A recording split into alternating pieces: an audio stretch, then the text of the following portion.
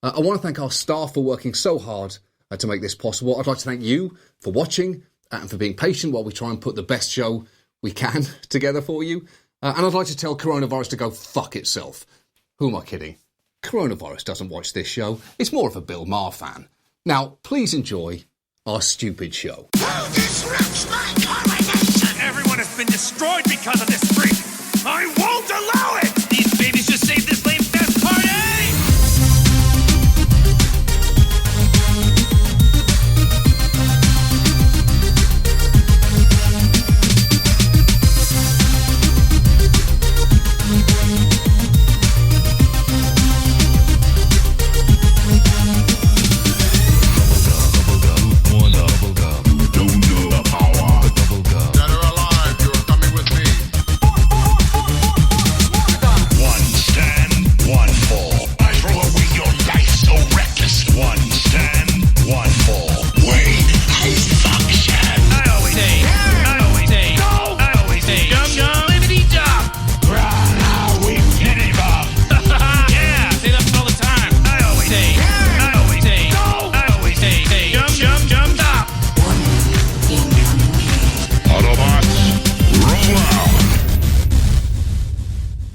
What's going on? You're listening to This Week in Geek. I'm your host, Mike the Birdman Dodd, and I'm alone in quarantine as we are entering week 3, I think. I don't know. The days all kind of blend together, but I'm not alone on this podcast of entertainment, infotainment, and some may say sexual excitement. I'm joined with Alex. Wait, what was that last part you said? I'm not going to repeat it. Okay. It's a good time, let me tell you. So yes, we are here back in the TWIG studios, though Alex is in his own TWIG studio, as we enjoy this rather nice spring day that you really can't even go out and enjoy due to social distancing. But they say you can, but you really shouldn't. Just, be smart, be stupid, or don't be stupid because, oh, Lord almighty. Be smart, be stupid.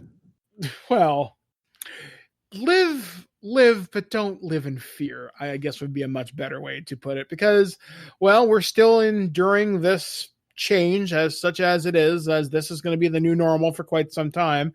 And Alex has done a very good job of trimming out a lot of the COVID news in our show. And in fact, we would like to thank John Oliver for that special intro to the show this week. It kind of sums up how we all feel about the current state of affairs. But as always, we typically start off each show by kind of giving you the rundown of what we've been doing with each other this past week. And my week has been relatively busy. As most of you know, if you're gamers, a couple big games came out recently. And the biggest one for me, which is a surprise, never thought I'd say this, Persona 5 Royal came out. Now, I've been working on my review for just a little over a week and a half now. Thanks to Sega and Atlas. Me and Alex are recording a special prototype on that, hopefully in the next week or so. I'm about 60 hours in, and I'm surprised how much new stuff is in there and how much the little quality of life things really do add. It really is like seeing the game again through fresh eyes. And I'm now at a critical point. I'm deciding who to romance. And it's kind of sad, but I was going to romance one way, but then Alex is like, no, Mike, we haven't done it. For the review, you must romance this person. But then he brought me the infinite wisdom of just create a separate save file. Then you can romance whoever the hell you want later. So I'm like, oh yeah. So I can get two things. So I'm going to romance Kasumi, who is the new girl, the new gymnast Phantom Thief. So that'll be fun. Which let's be honest, that's the best type of person to romance. It's true. Although the first time I played Persona 5, I romanced On because she was the model. And I guess everybody just romances her with Joker. That's like the ship, so to speak. Yeah, it's not canon, but it is sort of the built-in. It's the implied Goku. They're not telling you have to, but it's implied that you do. I mean, based on her confidant, like her card is her tarot card is the lovers. Yeah, which I don't know. There are certain scenes in that game and just certain dialogue where all the romances seem fairly viable. And the romance I wanted to do, and you talked me down talked me down off of that Persona 5 ledge is I wanted to romance Futaba, because every time I play that game, I get emotionally attached to her.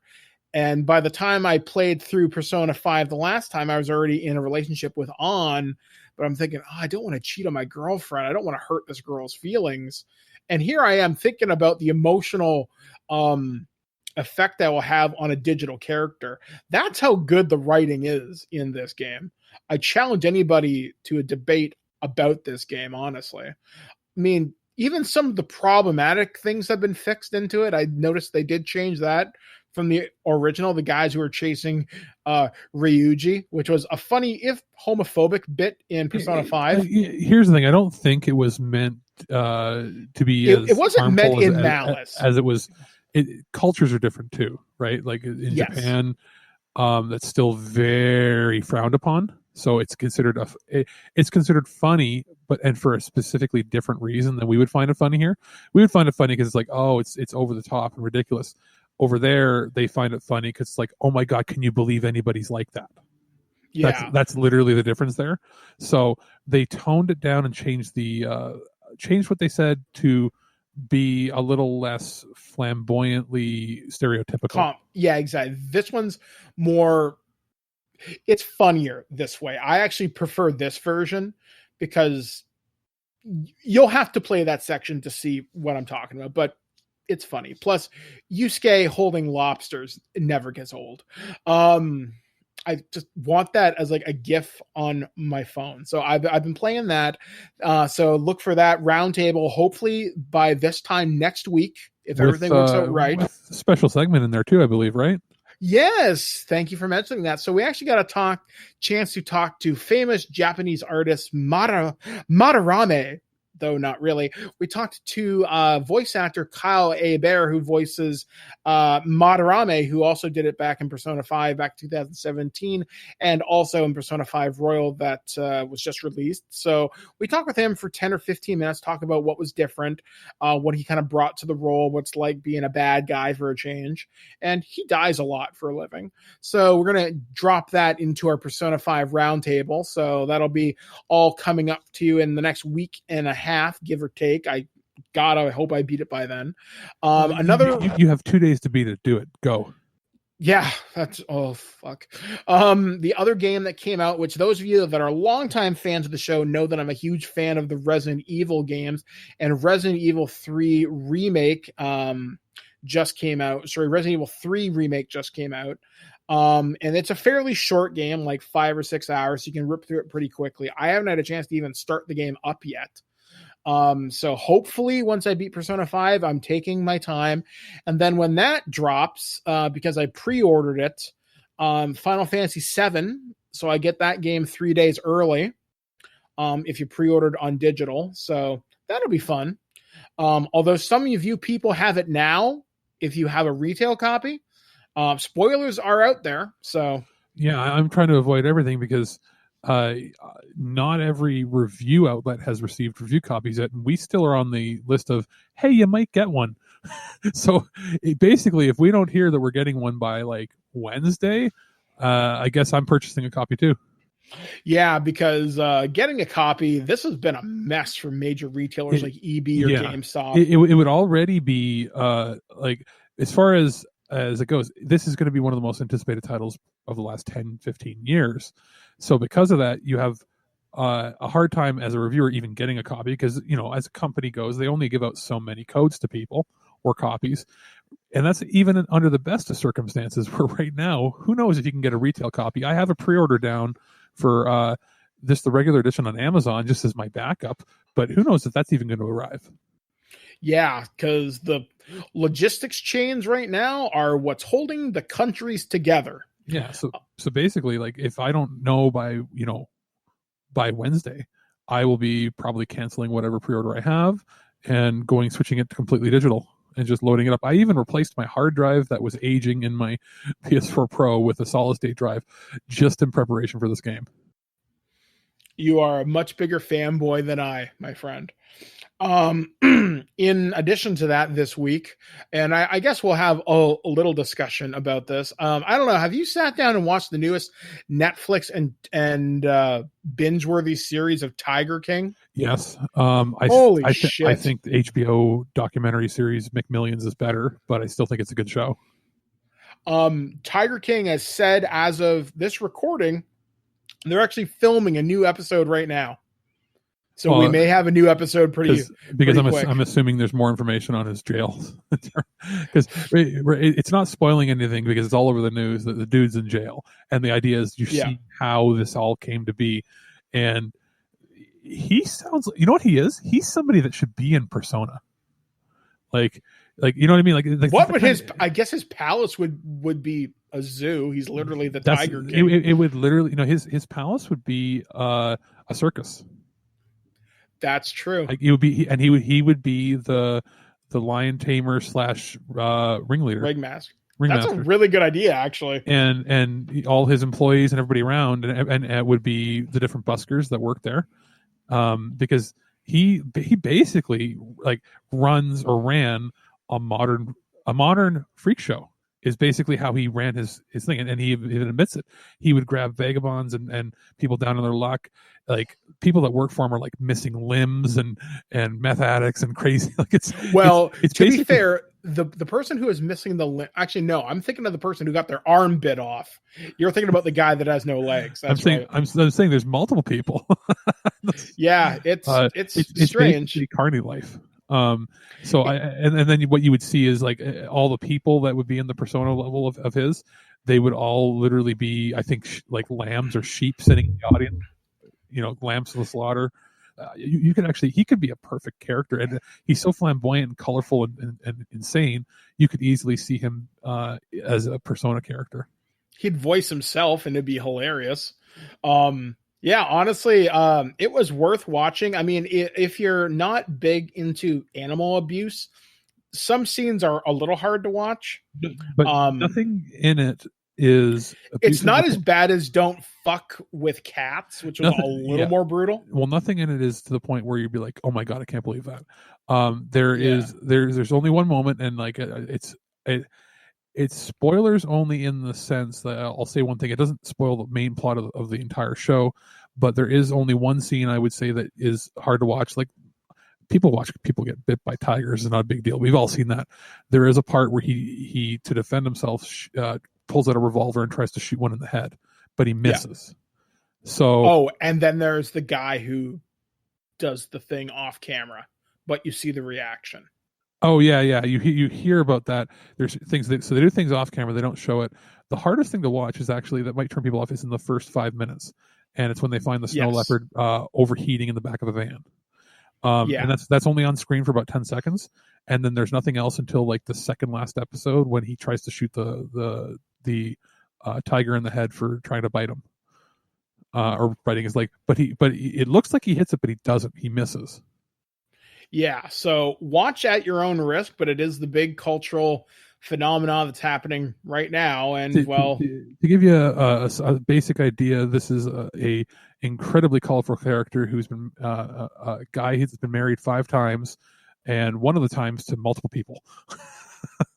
Yeah, Joe Exotic of Southern Oklahoma, and he ran for governor.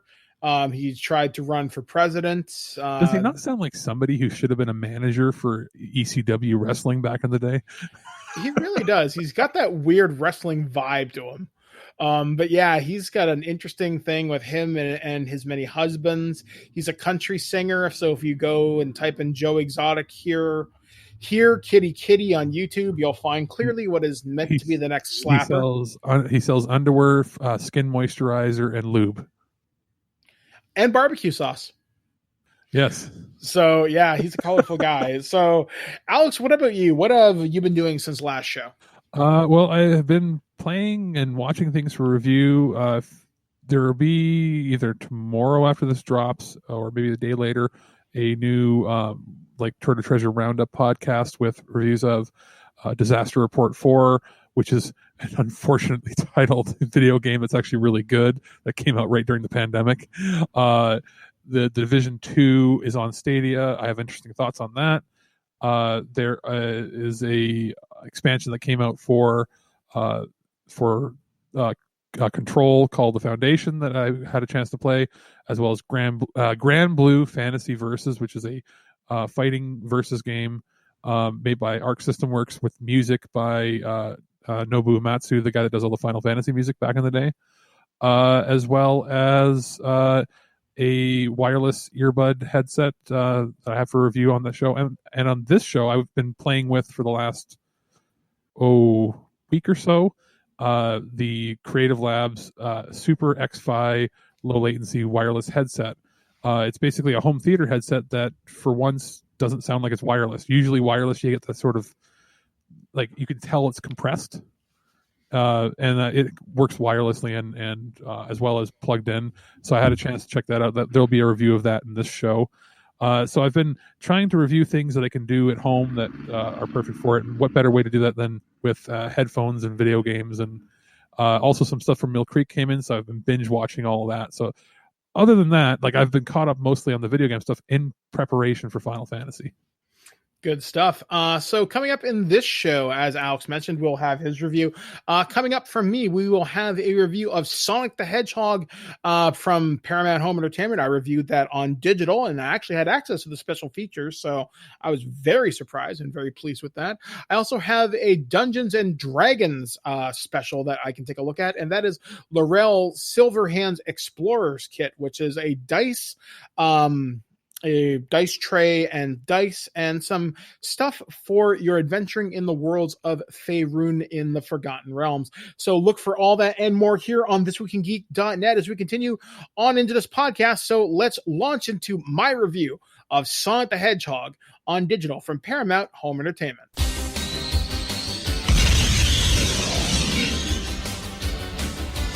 Blue streak speeds by. Sonic the Hedgehog, too fast for the naked eye. Sonic the Hedgehog, Sonic, he can really move. Sonic, he's got an attitude. Sonic, he's the fastest thing alive. Hey guys, Mike the Birdman Dodd here, and today we are looking at Sonic the Hedgehog, coming to us from Paramount Home Entertainment. This title was reviewed on digital because it's not out yet on physical, but you should probably check it out when it is. So, Sonic the Hedgehog, this is a video game movie that a lot of people had a lot of doubts about, simply from the horrible character design that was initially released, but thankfully they redesigned that after the public outcry was, well, somewhat, loud. But anyway, so what you get here is the semi-different origin story, not quite in line with the comics, not quite in line with the video games, though definitely drawing inspirations from all over the place. To basically, Sonic comes to Earth via one of the golden rings that he has, and well, he's lonely, and he gets upset when the James Marsden character Tom, who he's been kind of spying on during this whole time, gets a chance to become a police officer in a much bigger city, and Sonic doesn't want him to go, so he becomes depressed, goes to play baseball, and eventually sets off a EMP, which draws the ire of the military, and that means Dr. Robotnik, played by Jim Carrey, in a wonderfully hammy role here, decides, well, I want to know what this creature is, I want to harness his power, and hijinks ensue. Obviously, not the most complicated plot in the world, because this is a kids' movie overall, but I felt it actually treated the source material with a fair degree of respect. I mean, I've been a fan of Sonic since 1991. I did have a Sega Genesis. I had every Sonic game up until Sonic CD, and even then I kept up with the series all the way till about halfway through the life of the Xbox 360. So it's not unfair to say I've been a pretty huge Sonic fan for most of my life. So seeing this was a tremendous joy. And one of the big questions you're going to be asking is, how does this hold up as a movie? And I'm going to say surprisingly well. In fact, probably more so than it has any right to. The big movie this will get compared to is Detective Pikachu, which is probably its biggest competition, which before that, the best video game movie out was probably Mortal Kombat. I think you could make a case for probably Doom and Street Fighter, but video game movies that were good were in very short supply. And with Detective Pikachu and Sonic coming out within a year of each other, the comparison was inevitably going to get drawn. I do think Sonic slightly edges out Pikachu in terms of wider audience accessibility, whereas Detective Pikachu relied on more Easter egg and knowledge of the world to really get the full grasp and depth of all the cool little things they were giving you. Yes, it was neat to see a Cubone and whatnot, but unless you played a Generation 1 Pokemon title, you didn't know what the hell that was. Whereas Sonic doesn't need to rely on that. All you need to know is Sonic goes fast, Sonic has rings, and Dr. Robotnik is the bad guy. It's not to say there aren't some cool Easter eggs in this, which I really don't want to spoil for you, but in the first, 2 minutes, you do see the echidnas of the floating island, which is basically one of Sonic's rivals. From Sonic 3 forward is Knuckles, so it was really cool to see him. Although, I guess, give a minor spoiler, they don't mention Chaos Emeralds, so maybe we'll see those in the sequel. In terms of special features here, there's about 40 minutes or so of them. Some of them are kind of PR fluff pieces, but the one where they talk about the history of Sonic was kind of neat. One where they go through the facial capture and sort of the over-the-top performances. They also talk with Jeff Fowler, who is the director. Tim Miller, the Deadpool guy, was one of the executive producers on this, I think. Some neat insights. There are some deleted scenes. Some of the things with Jim Carrey are actually pretty funny. Overall, it's a very surprising package. One of the highlights for this, and this is almost never the case, was the music video. I think the song's called Speed It Up, and the music video is tremendously well done.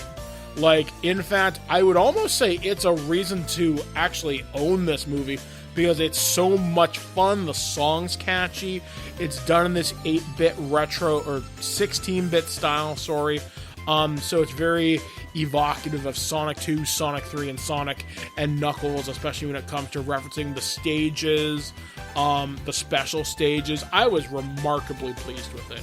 So Sonic the Hedgehog from Paramount Home Entertainment is an absolute must-own. If you are looking for a fantastic family movie, a great video game movie, if this is a sign of video game movies to come, then I think we are in for a wonderful treat in the future. The time for talking is over.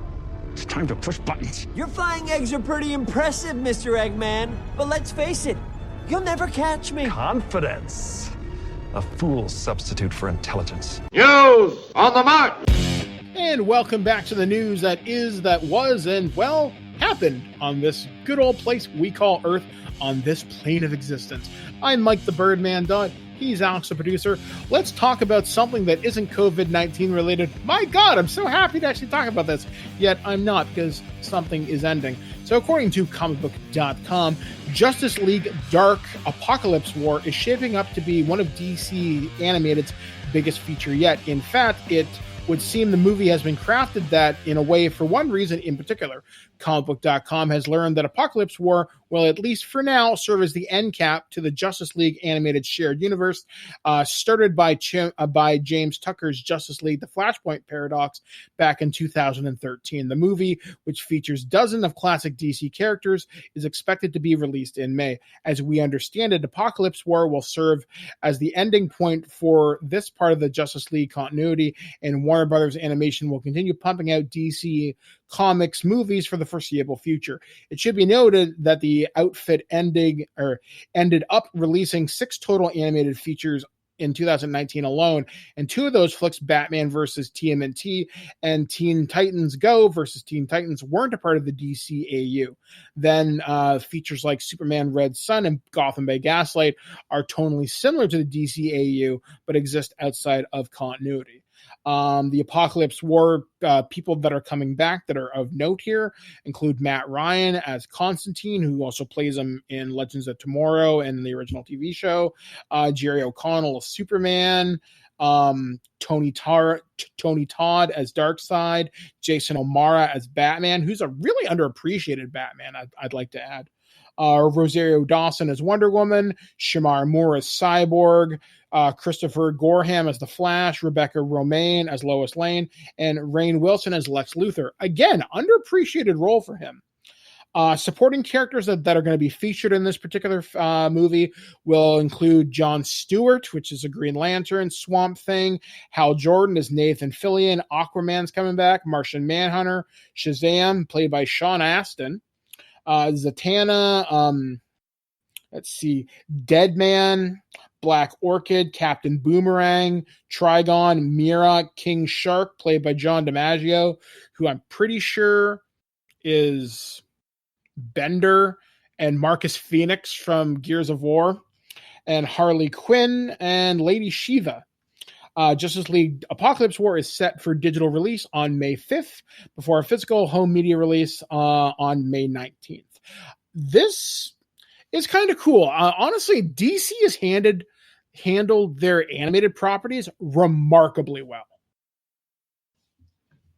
Yeah, you know what? I forgot that these were all connected. Like, I've watched them all as they come out, but I only thought like 6 of them were connected. I didn't realize that we've got like 7 years of connected ones. But I knew that like the Justice League and quote ones were, and some of the Flash ones were, but I didn't realize that there was a lot more of them that were directly connected. Yeah, like there's always a couple lines of dialogue that kind of tie it to something else. So I'm always glad they've maintained that continuity. I also like how they maintain the cast for certain things, like Jason O'Mara as Batman. I really like him.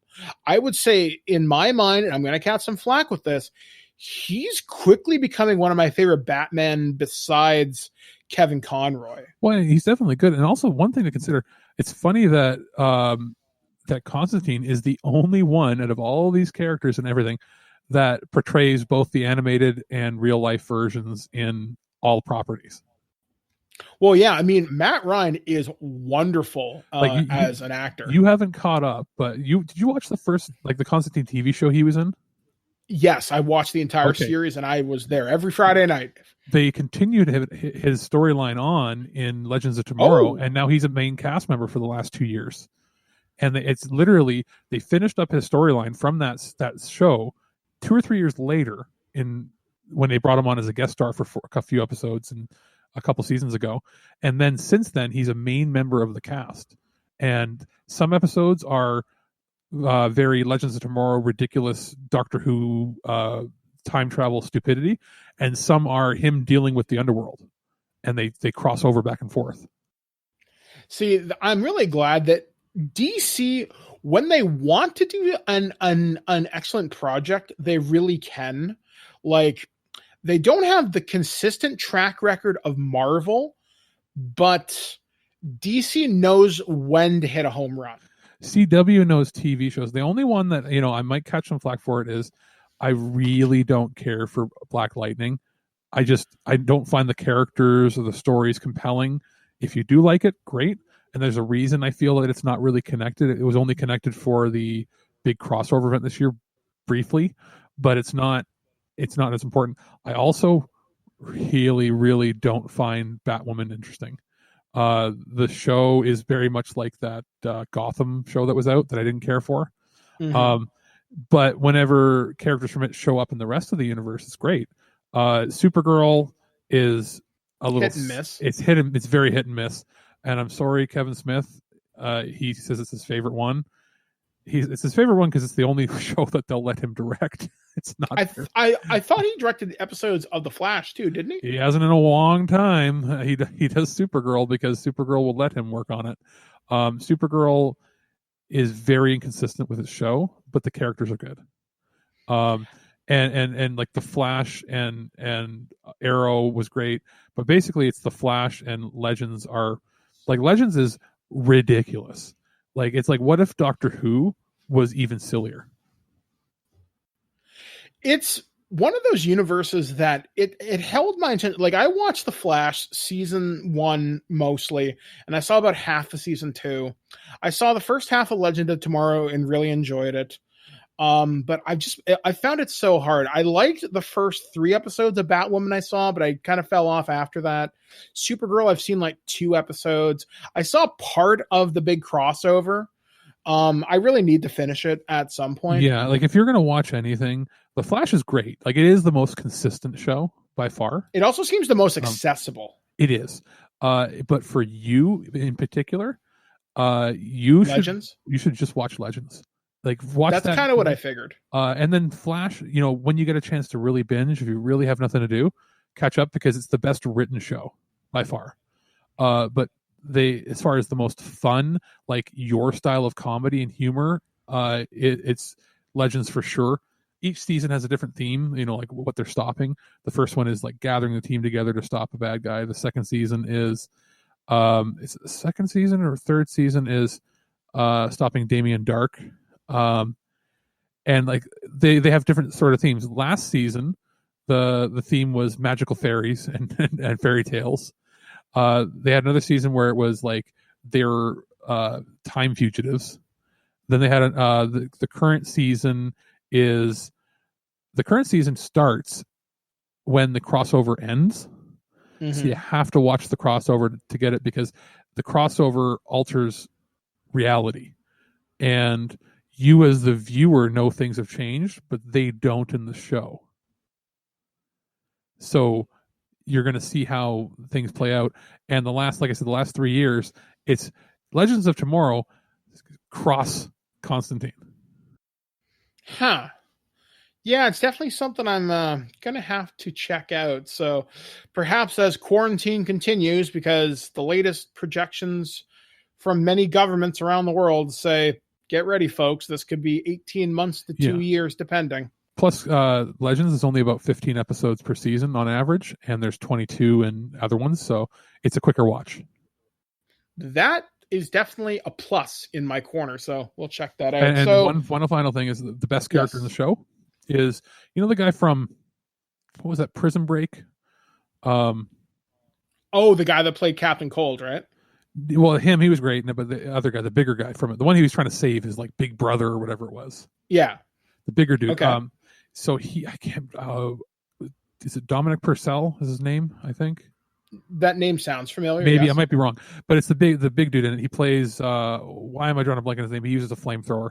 But anyway, he's this, you know, big, tough criminal guy. And as the seasons go on, you realize that he's like hiding a secret. And they're like, what's the secret? Turns out he's a women's Harlequin romance novel writer.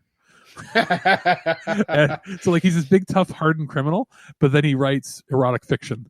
And throughout the show, you'll get to hear excerpts of his stories, and they're all like, they always make fun of him. Then you find out like he's wildly popular, like soccer moms love him. So it's like that's the kind of comedy and stuff that they'll write into it. Like his deepest, darkest secret is that he's like a mushy romantic writer. That's amazing. I'm now much more interested in checking this out. Our next story, to kind of bring the room down a little bit, but obviously for good reasons. So this was supposed to be a pretty big summer for movies. And one of the big movies that I was looking forward to this year was Ghostbusters Afterlife, which was supposed to premiere July 5th, I believe. But other movies have been pushed back by Sony Pictures. That includes Ghostbusters Afterlife, Morbius, which is the Spider-Man tie-in film, as well as Uncharted, which didn't even have a director at this point, and Peter Rabbit 2. These have all been pushed back to next year. So Ghostbusters Afterlife, for example, has been moved back to March 5th, 2021. Morbius has been moved back from July 31st, 2020 to March 19th. Uncharted was supposed to be out March 5th, 2021. It'll be moved to October 8th. Peter Rabbit 2, The Runaway, moved from August 7th this year to January 15th, 2021, which means I didn't really believe in it to begin with. As well as an untitled Sony Marvel movie was delayed from original October 8th, 2021 to a now undated. So virtually everything has been moved out of 2020 with the exception of Kevin Hart drama Fatherhood, which moved up to October 23rd this year from January 15th. And Tom Hanks' World War II movie, The Greyhound, was taken off the schedule indefinitely from its June release. Yikes. Which kind of sucks because there was a Canadian angle for this because they filmed a good part of Ghostbusters Afterlife out in Alberta. I want to say in Drumheller or somewhere out there. But either way, the Canadian premiere was going to be held in Alberta for this. And some of the Calgary Ghostbusters and some of my friends were actually going to go to this. And I was really excited for them. This was going to be awesome. Jason Reitman was going to be there. The kid from Stranger Things, like basically the entire cast and the Ghostbusters were going to be there. Now with everything happening in the world with coronavirus, I'm not surprised. But somebody brought this up on Twitter, and I made a spelling mistake in my retweet, but the point still stands. You realize right now there are warehouses just full of movie merch that can't be put on shelves for almost a year now. Because Ghostbusters, all their stuff is done. Like there are some leaked stuff that's trickling out onto eBay right now. They would start they would redesign their marketing campaign for to release the toys before Christmas. I don't know if that would be successful. And the main reason I say that is there is an example from earlier last decade. Do you remember when the first G.I. Joe movie came out? Bad one with Channing Tatum. Channing Tatum and Bruce Willis, right? Yes. No, that was Retaliation. Retaliation was like, okay. I'm the first G.I. Joe. Oh, God. Yeah, the first one, Rise of Cobra, that I can't remember which one. I can't remember whether it was Rise of Cobra or Retaliation. It was one or the other, but either way, one of the G.I. Joe movies, the movie's toys died on shelves because they came out before the movie. There was no movie to push it. Probably the second movie, because the first movie was really bad, and the second movie was a lot better. I don't remember many toys. That's because The Rock was in it, and I kind of feel like The Rock... They showed him in all the trailers, but people were probably like, I don't want anything to do with this. Because also, it was weird. Those movies were clearly geared to adults, but they tried to sell toys to kids. Well, yeah, it's weird. I mean, even the toys for those movies, I think Retaliation had better toys, but they were redesigns of toys from the 80s that kids don't know.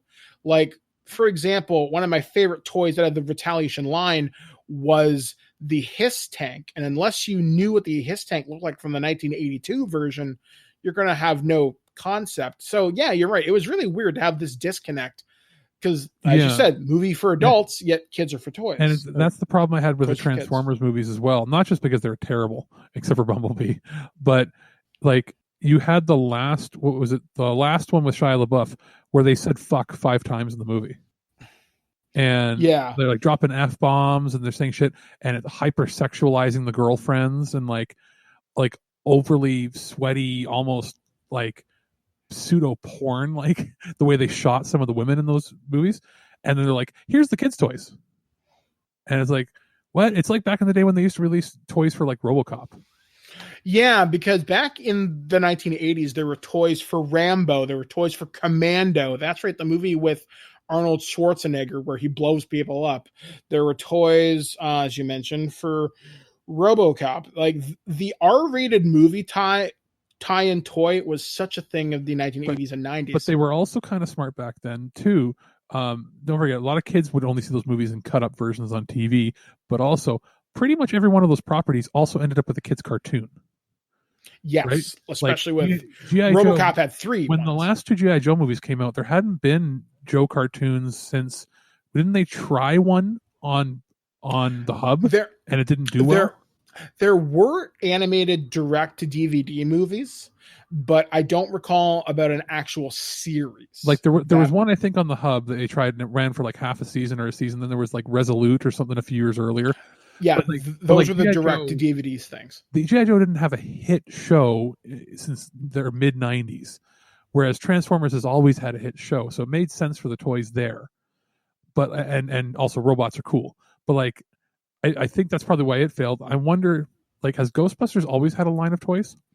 No. Well, that's a hard question to answer. The original toy... Have they had a popular line of toys or a TV show or cartoon in the last 15 years? Popular line of toys, yes, but only aimed at the collector market. Anything that's available at wide retail, not so much. Like you can find kitschy things at like a Spencer's Gifts or a Hot Topic or something like that. That is no problem. And we don't count Funkos here. No, we don't count Funkos. But if you think of something like Diamond Select or Matty Collector, then absolutely, those are collector grade toys. And I know you reviewed some, was it Lego toys? And that, like those are kind of cool, but like I don't think they haven't had a cartoon, have they, since the 90s?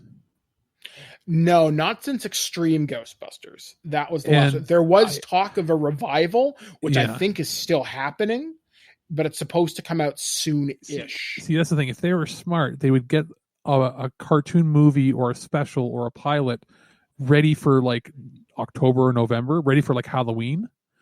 Then they could build up a little hype, put out the beginning of the toy line and say, hey, the movie's coming soon. If you like this, here's the movie. Yeah, like there was talk of a new animated series within the last 2 years. I had friends of mine that were trying to get on as artists and storyboard artists for it. Who owns the rights for television and movies for them? Who was it? Was it Sony that put them out, right? They own it? Yes. Okay, yes. So I was going to say, I'm wondering if it's not like Turtles has always been popular, and they were able to they did that crossover with Batman. So that was Paramount working with Warner. I'm wondering if Sony would be willing to do something similar and get like a Batman or like do a Batman movie with Ghostbusters. That would be like the only way you could really start to market it to kids, right? Well, they did do this. They like actually IDW did Ghostbusters Turtles in comics. They've done it multiple times, and the stories are really easy to adapt. So if they wanted to do an animated movie that way, that would be fantastic. Plus, that creates marketing opportunities for whoever holds the license for Ghostbusters, which is Hasbro right now, I think. Yeah, it is.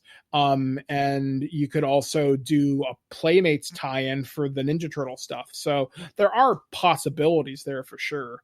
I mean, obviously, I don't want these toys to sit around. Like, my wife pre-ordered me the reissues of the Kenner Real Ghostbusters toys from the 1980s.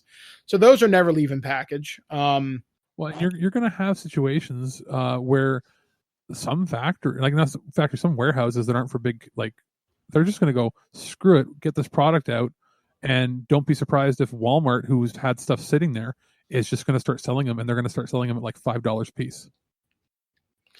I hope not, because I'd like to see the Ghostbusters line come back strong, and the stuff I saw at Toy Fair looked really cool. But I never underestimate the power of Walmart not giving a fuck what anybody else thinks. That's true. I am not going to dispute you there. So moving on to our next story. This one came to me as kind of a surprise. So this one comes courtesy of Deadline. Christopher Maloney, who played SVU character Elliot Stabler, to headline new Dick Wolf drama series for NBC. I just really hope he brings the craziness factor in, like make him go nuts. From Happy? Yes. But I am incredibly happy with this because he tried a couple other series after the time he left the show and then before he did Happy that just didn't, make it with people. This is a good idea from what I was hearing. So go ahead. Yeah. So, again, reading from Deadline, the SVU spinoff drama, which marks the actor's return to the Wolf world, revolves the NYPD organized crime unit led by Stabler. It is the first show to come out of the massive new 5-year, 9-figure multi-platform deal Wolf signed with Universal Television last month, which includes multiple series commitments. The new series, which could be branded as part of the Law & Order franchise, is executive produced by Wolf, Arthur W. Forney, and Peter Jakowski for Wolf Entertainment Universal Television, a division of NBC Universal Content Studios. I hear former Chicago PD showrunner Michael Olmstead is being eyed as writer-showrunner, like Law & Order SVU, headlined by, I can't pronounce the woman's name, the woman who plays Benson. Mariska Hargitay. That's it. The new drama is set in New York, allowing for potential seamless crossovers with SVU and for Benson Stabler reunions. So yeah, I think this will be cool because they were partners for the first 12 seasons, and then he was just written off the show because I'm going to retire, and that was it. He was like, I want to do movies. And then, I mean, not very many people make it to 12 seasons in a show, and he got a little antsy and is like, I want to do other stuff. Movies went nowhere. His TV shows went nowhere. And then he does 2 seasons on Happy, revitalizes his career. Yeah, I mean,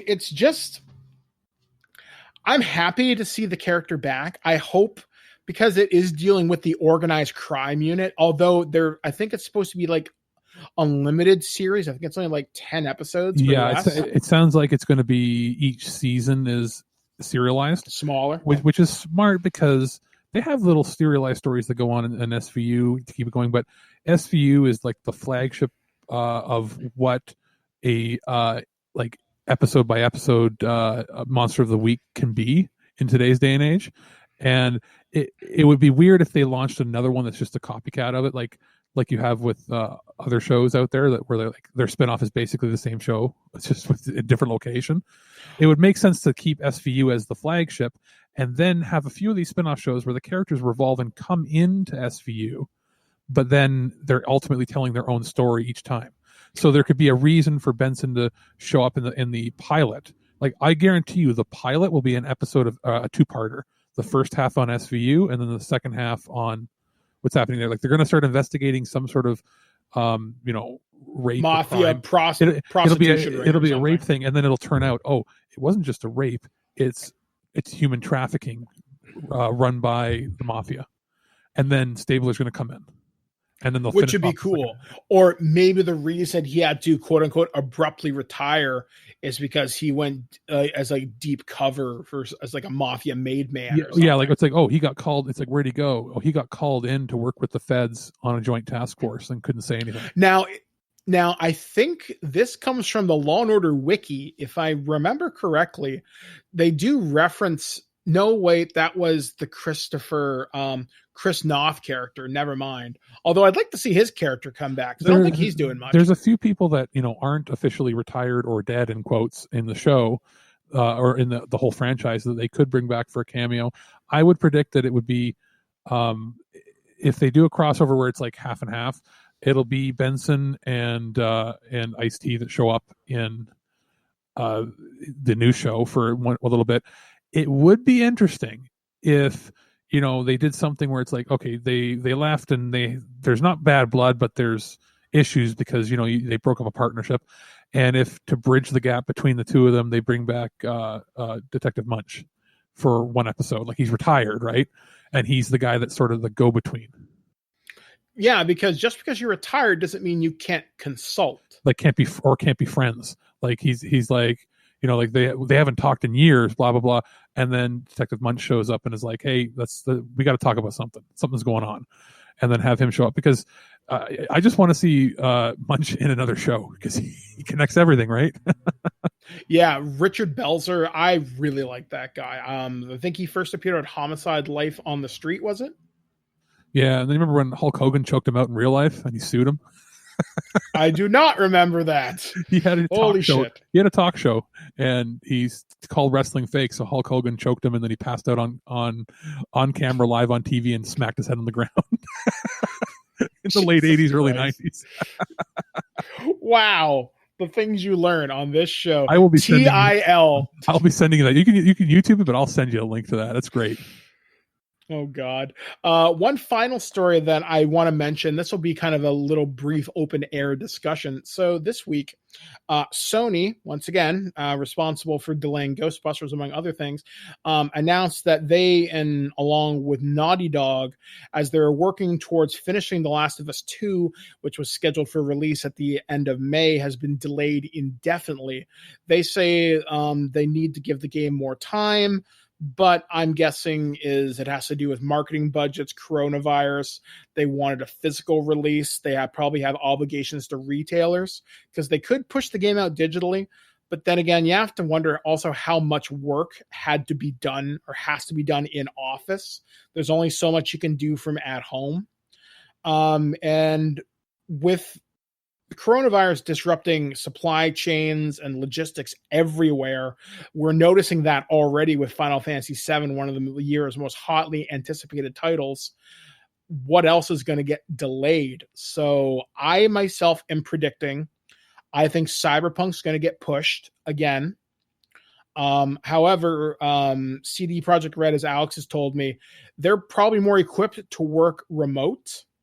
But I wonder how that will work with obligations to retailers and whatnot. So yeah, it's all really going to depend on, can they get the discs pressed It may be something where they don't press them, like, because they're being distributed by Warner.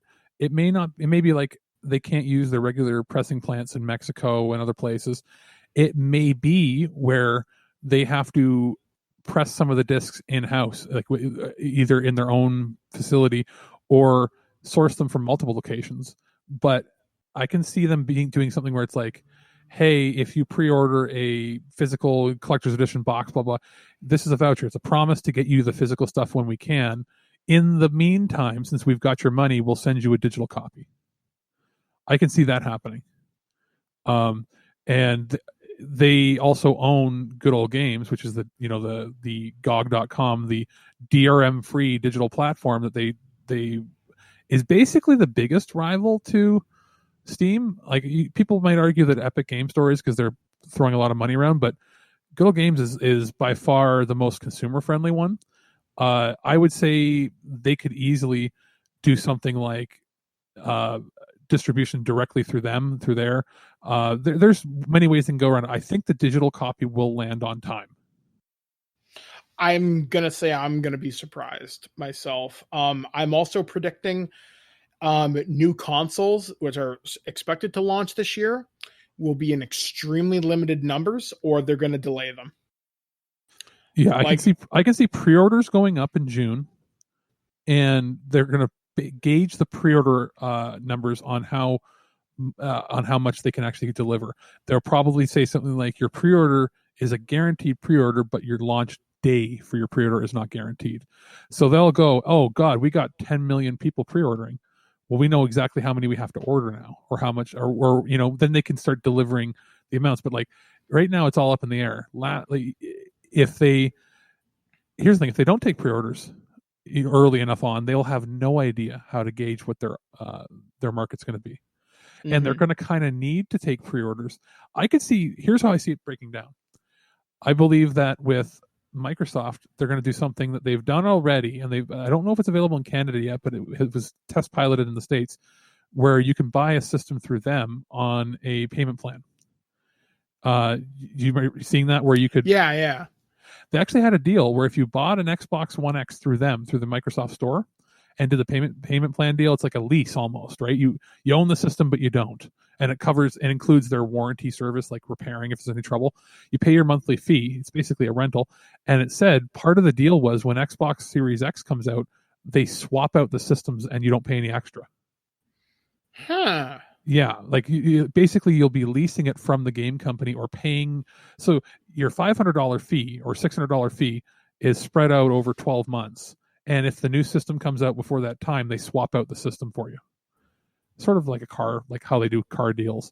I could see Microsoft being able to afford to do that, because their deal would be like, hey, you're paying $59 or $50 or let's say you're paying $30 a month, and that includes Game Pass. So you're getting Game Pass and then $10 towards a system, or $15 towards a system, or something like that, right? Or it's like, hey, if you want to have less interest on it, you're paying $50 a month. There are going to be a lot of people that are willing to do that because they can't fork out $600 for a system all at once. Mm-hmm. And especially if it guarantees that while you own it, it includes a warranty that covers all blah, blah, blah. Sony will be in a different realm. Like, they get their stuff manufactured from different countries, so who knows? Nintendo's is the easiest because theirs is the smallest product to produce, and it's using the oldest tech. Although right now it is the hardest to find. It's hardest to find of the retail regular edition. There's still the Switch Lites everywhere. No, try and look. Yeah, I've been looking for days. The pre-order is available for that what is it, the pink looking one, and they're not sold out. They have plenty of those because those were already produced before the shortage happened. They're just waiting in warehouses to go out. Yeah, because right now I have a problem with my Nintendo Switch, and I'm looking to replace it. And everywhere I look, they're all sold out. Which I guess when the quarantine hit, people got wise to it. There were actually people scalping them even locally.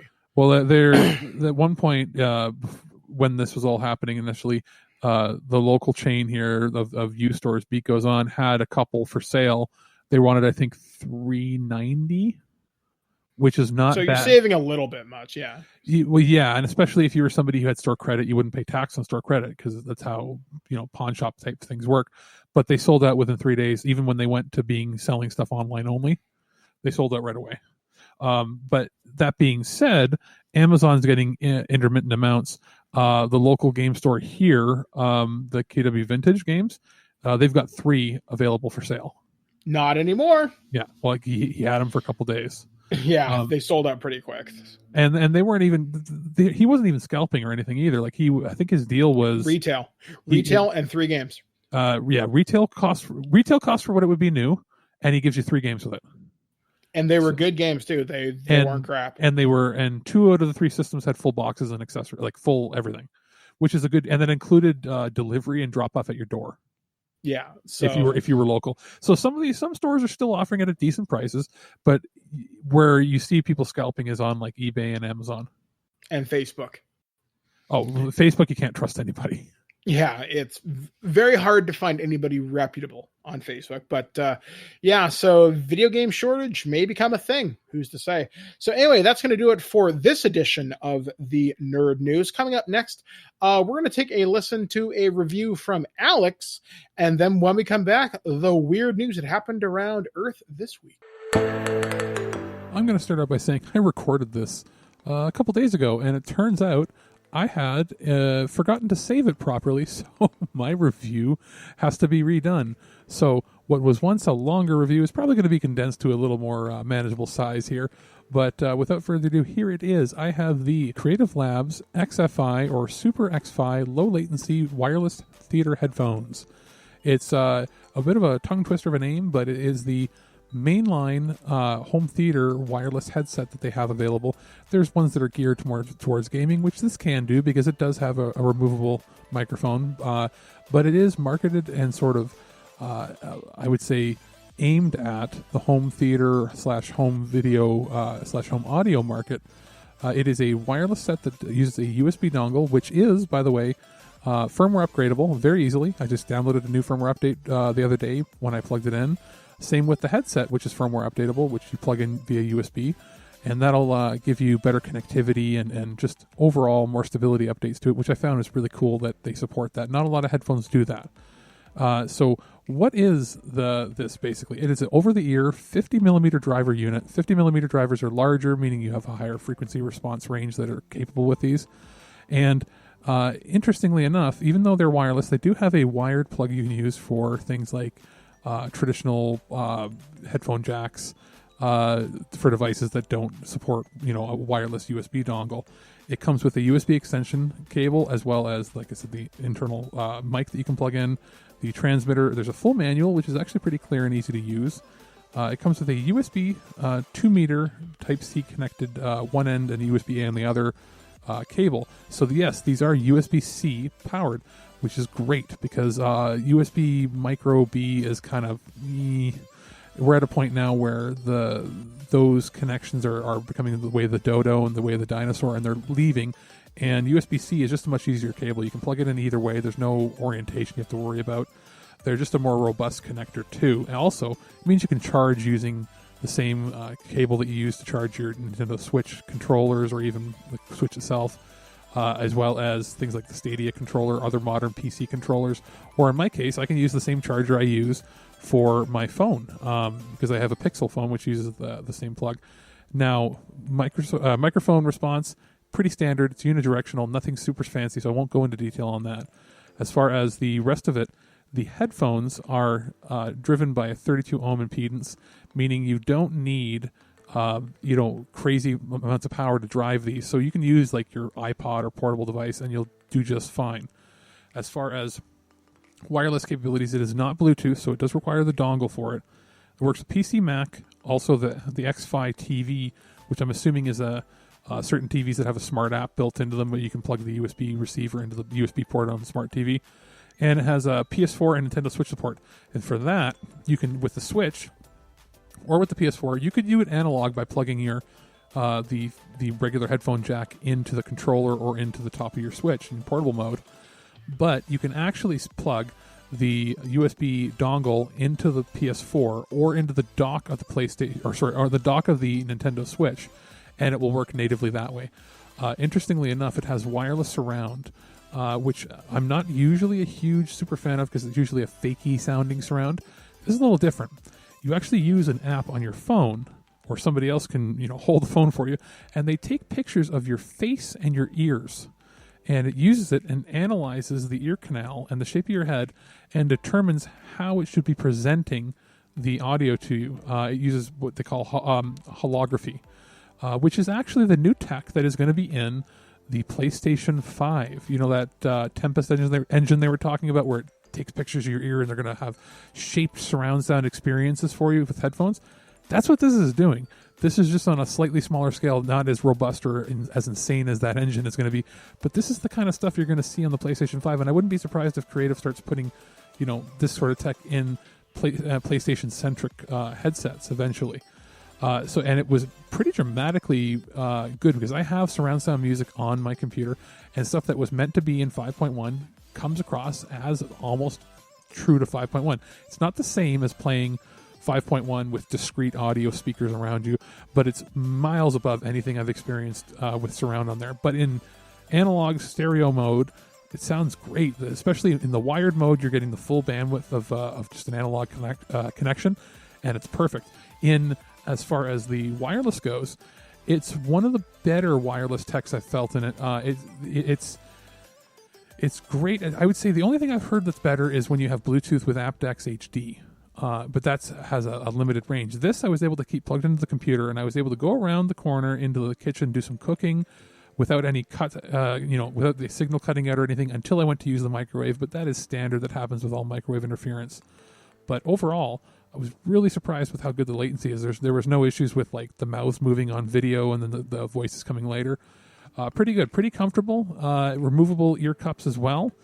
Overall, pretty solid, and it's a good contender in that $200, $300 price point range that you see for a lot of these mid-range wireless. That, if you're looking for bottom-of-the-barrel, dirt cheap stuff, you're not going to get anything that has this kind of quality. I'm pretty impressed that I've been using it for about a week. I've been watching TV shows, playing games, doing things portably with it, and it's pretty good if you want something that is an over-the-ear, full-size headphone, but doesn't feel bulky or too big. And I have a big head, and it fits just fine. So we've talked about true wireless earbuds before, which are great to take on the go. But these you can take on the go, but only if you use the wired connection, because again, it requires the dock. Interestingly enough, you do end up with a fair amount of battery life in here. I ended up with, it says 30 hours. I got about 26 hours at about 80% volume. So it's pretty consistent. Like 30 hours, if you're playing it at medium volume, is pretty darn good. You're looking at multiple days without having to charge it. So I'm pretty impressed, especially for what they've done at that price point. I'll put a link in the description for the show so you can check it out.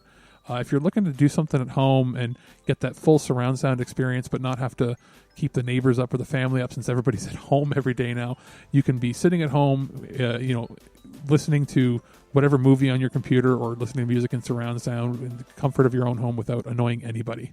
What makes you qualified to be a reporter? I'm willing to violate anyone's privacy for my personal gain and then claim with a straight face that the public has a right to know. By the hand of Zeus, what manner of deviltry is this? I love fake alien poop day.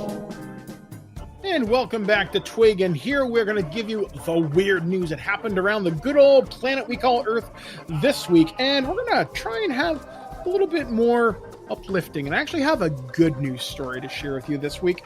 So this week, a ordinary bloke who once lived in Canada is now the world's oldest man. A British pensioner has just been crowned the world's oldest man after he celebrated his 112th birthday. Born on March 29th, 1908, Robert Wayton has officially been confirmed as the new title holder by the Guinness World Records. It was announced last Tuesday. He scoops the title after a Japanese gentleman passed away on February 23rd. Born on March 5th, 1907, he was 112 years old and 309 155 days. It is usually customary for adjudicators to meet with record holders in person. However, due to the global social distancing measures that have been applied because of the corona pandemic, Wayton was awarded his certificate remotely at the assisted living home where he lives. Playing down the accolade, Wayton describes himself as an ordinary bloke who just happened to live a very long time. In a video clip posted on the GWR website, he said, "I have never been someone who said I want to climb Everest or sail around the world. I just take life as it comes." Born in Kingston, Upton Hall in Yorkshire, he was one of 7 children. After leaving school at 16, he undertook a marine engineering apprenticeship. He later moved to Taiwan, where he spent 2 years learning Mandarin and taught at a missionary school. In 1937, he married his wife Agnes, who is also a teacher. Their first child was born in Taiwan, but after 2 years later, they left for the UK.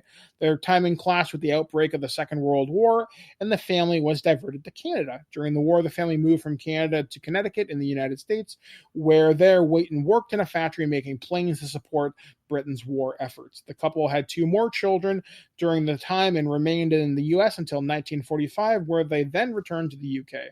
Wayton later went on to teach at London City University. His wife Agnes passed away in 1995. The grandfather of 10 and great-grandfather of 25 said, "When you're young, you don't think about being old. It's a new record for me. The only other record I remember ever having was jumping 5 feet 2 inches high in high school in the final high jump on sports day." Wayton has more than 4 years to go until he beats the record of the longest ever living man. That accolade goes to a guy from Japan. His name is Mr. Kimura from Japan, who was born April 19th, 1897, and died aged 116 and 54 days on June 12th, 2013. Kane Tanaka is the world's oldest woman who lives in Japan. She celebrated her 117th birthday in January. I can only imagine living that long. I mean, well, to give you an idea, that's long enough that if let's say you had kids fairly young, and I don't mean like ridiculously young. Let's say you're like 18 back in the day, but even then, actually, he's from a time when you got married and had kids at 14, 15 in some cases. Yep. So let's say you had a kid at 16. He's old enough to be a great grandfather. Yeah, he's seen generations, if not older. He's born the same year as great grandpa Richie, or as I call him, Big Bubba, even though he's a tiny little Italian man. He was born the same year as him, and he died in 93. Like when I was like 6. So like it's unbelievable. This is somebody who lived through actually the year he was born. All it he lived through the Spanish flu, World War I, World War II, Korea, the Great Depression, War on Terror. This is a person that was born at a time when most people didn't have electricity, and many, if not most people, unless you lived in a big city, didn't have plumbing or running water. He also looks remarkably good for his age. Like, I'm just looking at the picture. It was brought to us by ctv.ca. He looks not like a day over 80. Yeah, it's interesting. Some people just have those genetics, and then they also didn't like he might be a smoker, but if you notice, a lot of the people from way back then that are still alive don't smoke, or they'd smoke. It was like a pipe a day. Like, they weren't like chain smokers. A lot of them, they drink, but they don't drink too much. They'll have like a shot of whiskey or something a night, or a little glass of wine. They make sure that they did everything in moderation in their life, and they didn't take any excessive risks. And it's never like, I worked in a coal mine, I worked and did this. No, he's a teacher. You know what I mean? Like, he didn't live a dangerous life. Yeah, so I don't know. It's kind of nice to read these stories, and the guy he's just happy to be around. I mean, and the fact that he survived so long after his wife passed away back in 95, that's a lonely time to be alone. That's a long time to be alone. But the fact that he got to spend his whole life with her, that's kind of nice, I guess. And plus being a great grandfather to 25 people. Let's go see. Yeah, I guess that's a lot. Let's go see great grandpa. Just wow. That's a lot of $10 birthday checks to write out. Moving on to our next story. This one is stupid. Once again, coming to us courtesy of ctvnews.ca. A man was arrested Sunday after leading troopers on a high-speed chase with his dog sitting in the driver's seat. A spokeswoman for the Washington State Patrol said the man from Lakewood, Washington, hit two cars on separate occasions and failed to stop both times, leading state troopers on a high-speed chase up Interstate 5, the spokeswoman said. No major injuries were reported in either crash. He was driving very erratically, so erratically that multiple people called 911. Trooper Heather Axman told CNN. The suspect was driving absolutely recklessly, and a pursuit ensued at 175 kilometers an hour, or 109 miles. She said one of the troopers attempted to corner. So basically, a little over 2 times the legal speed limit in most highways. Yes. So one of the troopers attempted to corner the suspect's car, looked inside, and realized a pit bull was sitting in the driver's seat while the suspect steered, Axman said. As he was trying to evade troopers, the suspect drove onto Centennial Trail, a trail for pedestrians and bicyclists in Snohomish County, known for being busy, according to Axman. The fact there wasn't anybody on the trail is nothing shy of miraculous, Axman said. We are very thankful. Eventually, troopers were able to use spike strips to end the pursuit. During the arrest, Axman said the suspect gave them one explanation. He was trying to teach the dog how to drive. I wish I could make this up, Axman said, who is also a public information officer. I've been a trooper for almost 12 years, and wow, I've never heard this excuse. I've been in a lot of high-speed chases, I've stopped a lot of cars, and never have I ever gotten an excuse that they were teaching their dog to drive. The Washington State Patrol has charged the man with reckless endangerment, hit and run, driving under the influence, and felony eluding. His bond was set at $8,500, and he's set to appear in court March 30th, so a couple days ago. As for the dog, Axman said the very sweet girl was taken to an animal shelter after her owner was arrested. This just makes me think of that episode of Stargate SG-1. Oh, where he's like, oh, he likes being invisible, and then like they go to the security guard looks into the car when they're coming up to the I guess the gate, and he looks in and the dog's driving. And you know what's funny? You know what? You only ever see these in America, and this is not the first time we've seen this. There was a video a few months ago where the dog was driving for 4 hours, but only in a circle on like a cul-de-sac. Do you know which video that I'm talking about? Oh, God, yeah. And here's the other thing, too. You notice how there was no alcohol or drugs mentioned in here? This is somebody who's supposedly sober. No, they did mention under the influence. So we don't know they what did, they're eh? under Okay, yeah. They didn't say. I was going to say, because I'm sorry, but there are a lot of people in the States, like it happens everywhere, but a lot of people, percentage-wise in the States, that somehow are able to get their driver's license when they can't even use common sense. Yeah, it's like, I get the fact you should know what to do at a four-way stop, but if you're teaching your pit bull how to drive your Honda Civic, maybe behind the driver's wheel is not the place for you. So our final story this week, and I have a personal connection to this week. Not to the story directly, but to the subject of the story. So according to Fox13Now.com, in Roy, Utah, police in Roy say dozens of families received food bags from Utah food banks that contained candy infused with THC, the main active ingredient in cannabis. According to a Facebook post from the Roy City Police Department, 3 or 4 medicated nerd ropes were placed in each bag, and 63 of those bags were distributed to 63 families from the food bank's distribution point at the Roy Baptist Church. The candy packs. Sorry, I'm just picturing. They're like, I'm seeing visions from God. It gets weirder because these are pretty potent, from what I understand. The candy packets are labeled as containing 400 milligrams of THC per 26-gram rope. They also have warning labels. 400? Yeah, so that's per packet. For anybody who has no idea what the potency is, in Canada, we have way higher, more stringent regulations. Generally, if you were to get, let's say, like a capsule, like a medical pill for it, they're in doses of 2.5 milligrams, 5, 10, and 20 is sort of the max you get per pill. And one 20 milligram is enough for most people to have a pretty heavy effect of THC. You have to have a very high tolerance to be able to handle more than 20 to 30 milligrams. It's like getting dosed with like 11 times what normal is. Well, they also go on to say that each of the ropes only contain 26 grams.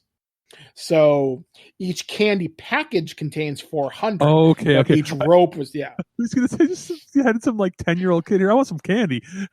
Just being like, what's happening? Kid can see through time. So as of this recording, an 11-year-old girl is being treated in hospital after eating some of the marijuana-infused candy, police say. Fox 13 later confirmed that a 5-year-old was also hospitalized and 3 other children also ate some of the candy. These packages... The problem there is when I say the percentage, like it's like 20 milligrams, that's for a fully grown adult. So just like any medicine, regardless if it's cannabis or anything else there, or even like alcohol and stuff, or even just regular cough syrup, children's physiology is dramatically different from a fully grown, fully developed adult. That could be dangerous. Yeah. So, according to them, these packages look exactly like regular Nerds ropes, so it's almost impossible to detect the difference unless you look for it specifically, a statement from the Utah Food Bank said. It is believed that no other Utah Food Bank locations received the items. We are absolutely horrified that this product went out to any of our partner agencies and can easily see how volunteers would not have known what to look for. We apologize to any families who may have received this product and are changing our processes involving such donations immediately to avoid this from happening again, says Utah Food Bank President and CEO Jeanette Bott. The candy was removed from additional bags of food that had been packed but had not yet been distributed. Police are attempting to contact the families who left contact information when they collected food from the location. They said half the department's staff was brought in to track down the families, and then it's some contact information. So my connection to this story, in a very unusual roundabout way. So for the last couple of months, I've been approved to use CBD oil, and CBD oil is a derivative from cannabis. However, in Ontario, you can buy this from the government. You can buy THC and edibles and weed if you want. So and even regular stores are starting to sell it now. Like there's dedicated stores, but they, I believe, are on hold right now because of the state of emergency, but I believe you can still buy it from the government website. Yeah. So what I did is I've been using CBD oil drops to treat my pain in my tailbone because of all the weight I'm losing. I'm losing weight out of my ass. And it means because I sit on my tailbone all day where I sit to play video games and to read and everything, it gets sore after being sat up on so long. And one of the big problems people often have with wheelchairs is sores on their tailbone or bed sores. It's just the way it goes when you sit on something all the time. So I ran out of CBD this week and I needed something quick because I was in friggin' agony. Luckily, through the cannabis store, you can order next day delivery for like $12. So I said, sure, fine, whatever. But I need something now. So I found out there's this wonderful little app called Weed Maps. And it lists all the dispensaries in your area and if they're government licensed and all that crap, because you have to be. So I called up a local dispensary and I actually got edibles for the first time. And I'm not supposed to have THC, but the doctor says something could happen, something may not happen. I don't recommend it, but just be smart. And the reasons for that, for anybody wondering, it's not like it's dangerous for anybody to have, but it's just like any other medicine. Certain chemicals may not mix well with other medication you're taking. Yes, and that's your case. Certain medication you have could have an adverse effect. Yeah, so I was in so much pain because I take pretty heavy opiates for it, and I don't want to have an addiction to it because my family does have addiction issues. I'm very cognizant of it. Yeah, and so I tried. Again, for anybody wondering, one of the benefits of CBD oil is it's non-addictive, and it can be an alternative to people who would normally be stuck with having opiates as their only option. Yes, exactly, which is what I've been doing with it. So what I did is I ordered some edibles for the first time. and I ordered blue raspberry, peaches, and yogurt covered strawberries. And I've had one of each so far over the last couple days. And people were like, "Oh my God, it's so much THC." Like, my yogurt covered strawberries are 25 a piece. And you only get 10 per baggie. 25 is not a lot. Like I said, 20 is a standard dosage, I think, for most people. But yeah, it's enough to make you go, I'm not going to focus on anything right now. Yeah, it was strange. I noticed my attention was still there, but it would drift, not to the point where I wasn't paying attention, but I was playing Persona 5 and I was maybe going through the dialogue. Like, they would speak it, and like, because normally they speak it and then I read it just for comprehension. I was listening more than I was reading, and I'm thinking, all right, now it's time to stop. And I just went to bed. And honestly, the last time I had weed, quote unquote, I was maybe in my early 20s, and all I did is I had a joint with my parents. I know, model parenting, and I went to sleep. Which again, nowadays isn't a big deal. Yeah, it was weird because this would have been like 2002. Back then it was a big deal. Yeah. So yeah, I just went to sleep, and all I did with this is it doesn't do much for my pain, but the CBD does. So now I know what works for me. In me. My experience, I got CBD before for my leg, and I found that whatever dosage I had wasn't enough, and it's hard to find the right exact dosage. But I found that getting a mild amount of THC would actually help relieve any the pain I have is not so much like a shooting ridiculous pain. It's more of a throbbing pain, dull right? ache. Yeah, which can make it very difficult for your muscles to relax and go to sleep. So when I would get the stuff, I haven't had it in about a year because I just couldn't afford it. Because it's one thing, it's still, even though it's legal, it's still not covered by medical plans. You still have to pay for it yourself. So I purchased the pills, and I would take like one or two, and I found that it was enough that it basically went, oh, my leg no longer feels like anything. and then I would sleep for like 9 hours and be like, yes, like the best and the craziest dreams. So it was worth it for me because I was getting it in little pill form, right? Like just because you can measure it out exact amounts each time. Because at that point, edibles weren't legal in Ontario yet. Now they are as of last year. So it's interesting. I think, like, have you had like experience as far as like, did you get really weird dreams from any of this at all? Nope, not at all. I am so exceptionally boring. It is monumental in scope how boring Take I am. 400 milligrams and see what happens then. Yeah, no, I think Blair might cry. I remember my roommate, when they first became legal, he got them right away. And I came back. I think I was visiting you for a recording. I came back, walked in, and I'm like, hey, how's it going? And he's just, and I'm like, oh God, what's he doing? And he's like, the weed is really strong from the government. And I didn't realize he thought that he had purchased the 2.5 milligram weed pills.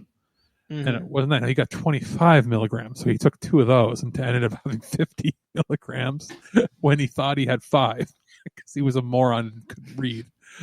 And I was like, what are you doing? He goes, this is the best thing ever. He's laughing. It was right when the Dragon Ball Z Fighters game came out. Yeah. And he's playing it. He's laughing so hard. He's like, and he's like trying to eat Skittles, and he's like, the Skittles, they're like the universe, and they're going around the head. I can't make them fit in my mouth. And he's trying to pick up Skittles to eat, and it was like watching David Hasselhoff eat that hamburger off the floor. Oh God.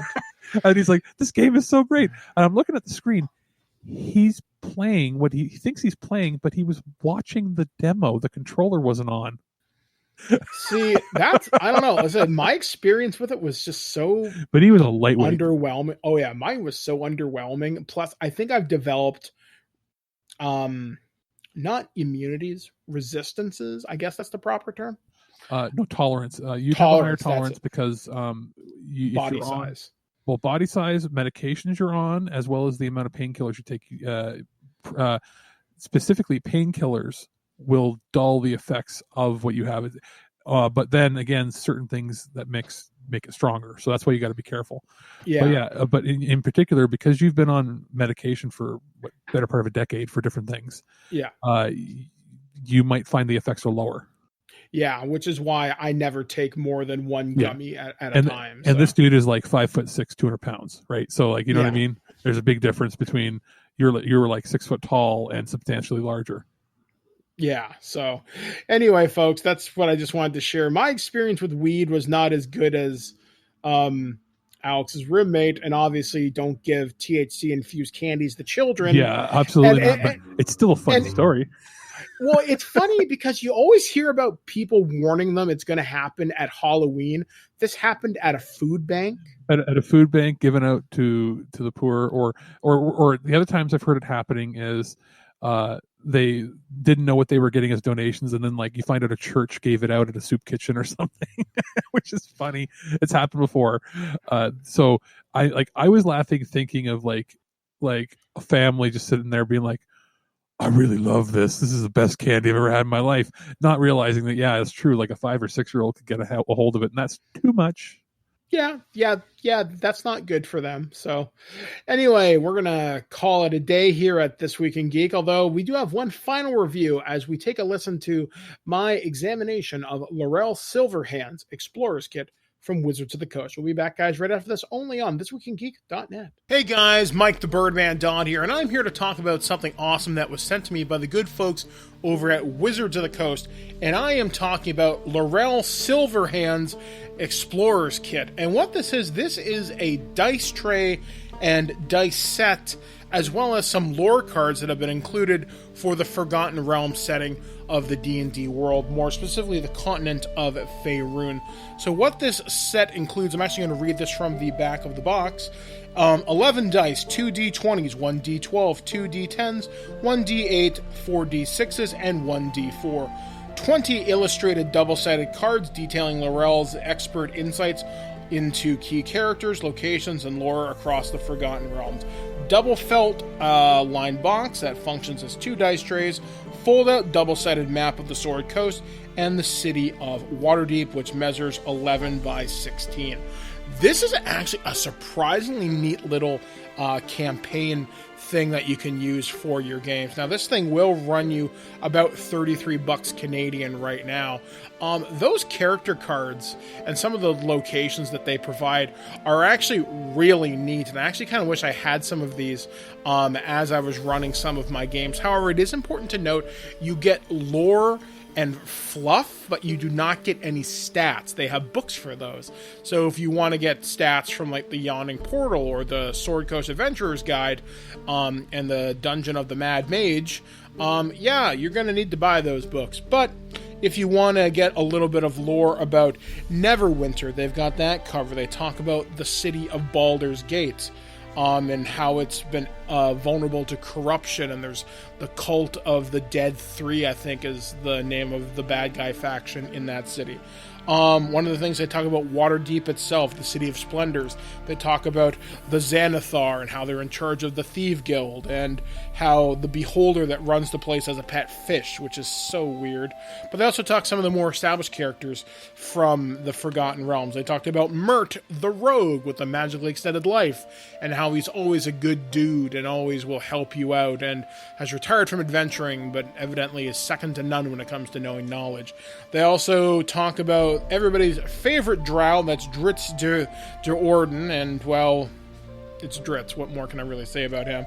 And then also talk about the guy that owns the Yawning Portal, the only guy who decided it would be a wonderful idea to open a bar in front of Undermountain and charge people to go into the dungeon, and whether they come back, well, cool, you get some riches, and we'll talk about you. Otherwise, well, thanks for your money, it's been nice knowing you, see you later, and go to hell.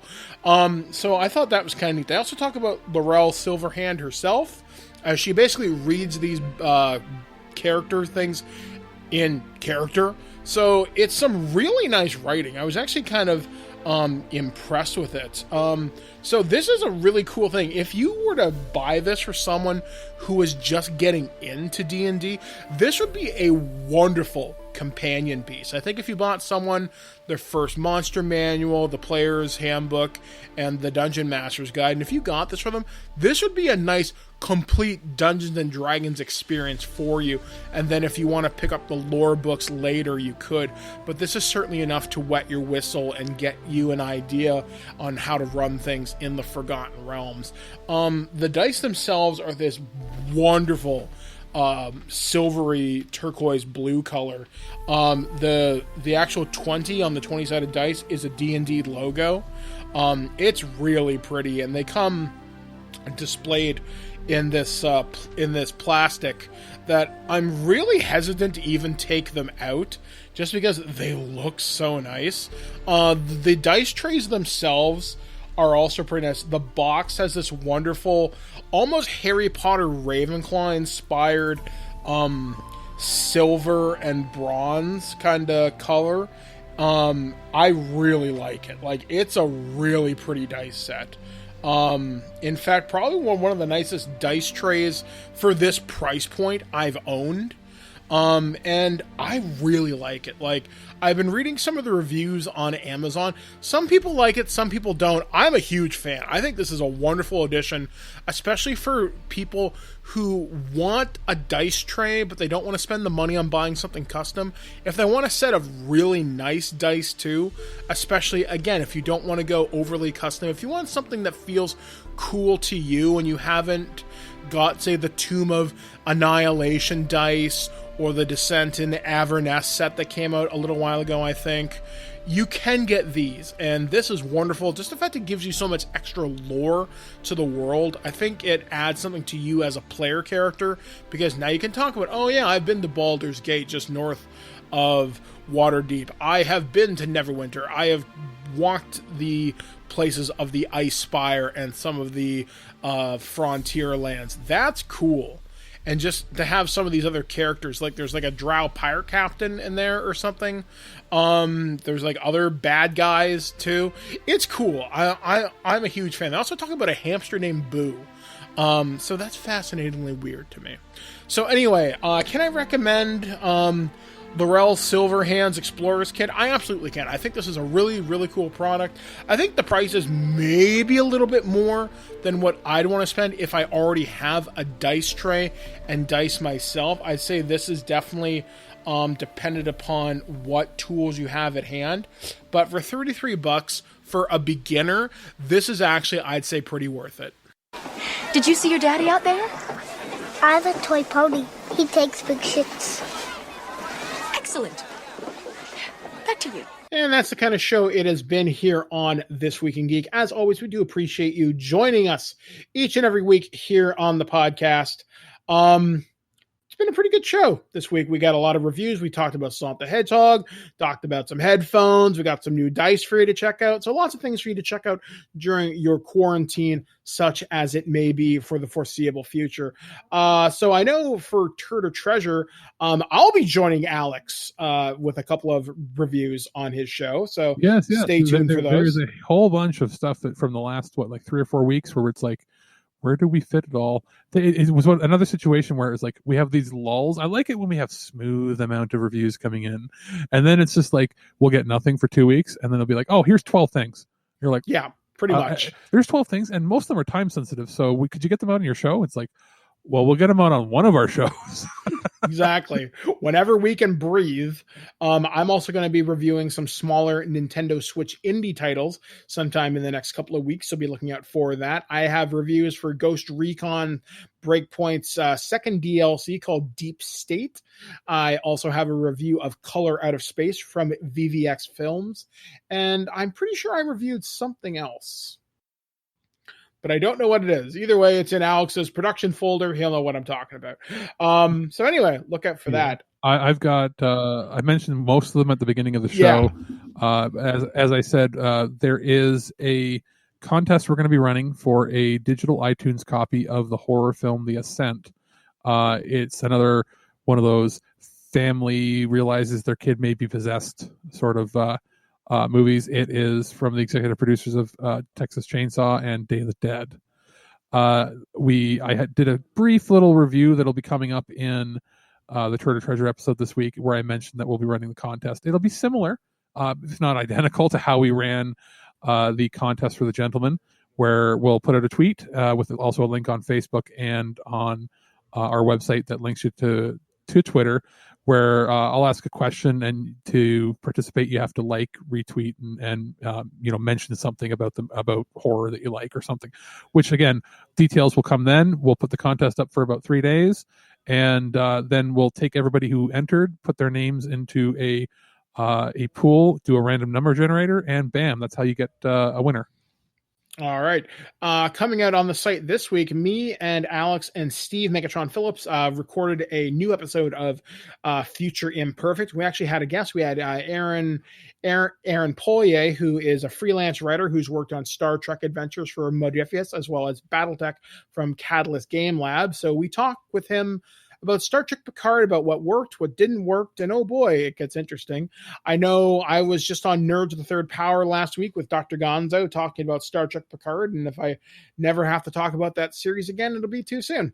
We'll probably be recording an Altered Geek rather soon. I know me and Alex are going to be doing a prototype on Persona 5 Royal really soon. I just have to finish my playthrough for it, which should hopefully be this week. And again, that one's going to have an interview as well. Yep. We also are in the various stages of, as of recording, watching the unprecedented ridiculousness that is WrestleMania 36. And a bunch of us, believe Birdman included, is going to get involved to do a Mayhem Mics on literally WrestleMania Mayhem. 2 days, no audience, ridiculous special effects, asylum level production values. It may be the end of all wrestling forever. So yeah, that'll be entertaining. Also, updates on some other projects. We are talking with JT from Saskatoon for TWIG Sunday Funnies, and we have chosen the topic for our first ever episode. We are going to be talking about Power Rangers Shattered Grid, which was the big event series last year from Boom Studios. So we'll be talking about that on that show. The TWIG book club podcast, Birdman's Book Club. As I mentioned, I will be doing Harry Potter and the Philosopher's Stone. I am just reading through that book now. And speaking of Harry Potter, I don't know whether we'll use this for the Twig main show, likely. I am listening to Beetle the Bard from audible.ca. I'm actually listening to, I just listened to The Hopping Pot, which was read by Warwick Davis, who played Professor Flitwick, I think it was. He was the charms professor at Hogwarts. You may know him as Ewok and as the Leprechaun from the horror movies. So it's surprisingly good. I actually really like the production value on it, and it's only an hour and a half long. So it's it's a really easy listen. So look for that rather soon. Also, we are planning on doing a roundtable or extended review of Final Fantasy VII, as me and Alex will both have different approaches to that game. And maybe we'll do some other stuff as quarantine continues. We'll probably end up doing another prototype this month and talk about what we are still playing. Or maybe we'll just pick another random topic in gaming and just kind of see what's going on with that. Hopefully we'll do an Altered Geek with Steve rather soon. Just talk about the world such as it is. Because if we can maintain some positivity, I would definitely like that. So I guess for This Week in Geek, we have been Alex, the producer. I've been Mike, the Birdman Dodd, saying live for your Die Hard. And as my friend Jackie Bam Bam says, be cool, be kind, be careful. We'll catch you guys next time right here on ThisWeekInGeek.net. Well, that's our show. All right, here's the deal. Every time you watch my show, I will send you $40. Checks will not be honored. You've been listening to This Week in Geek, your source for guaranteed nonsense or your money back. Tune in next week for more info on the most important things you didn't need to know. Check out our website at ThisWeekInGeek.net and subscribe to our podcast through iTunes or any podcatcher. If you'd like to comment on this episode, head over to this episode's post at ThisWeekInGeek.net and leave a comment through Facebook Connect. Follow us on Twitter at ThisWeekInGeek.net and follow our Instagram at twig_official_podcast. Social media not your thing? Send us an email at feedback@thisweekingeek.net. We'll see you next time, and remember, lower your your shields and surrender your listenership. Just when you think this show is terrible, something wonderful happens. What? It ends. I have to go. Somewhere there is a crime happening.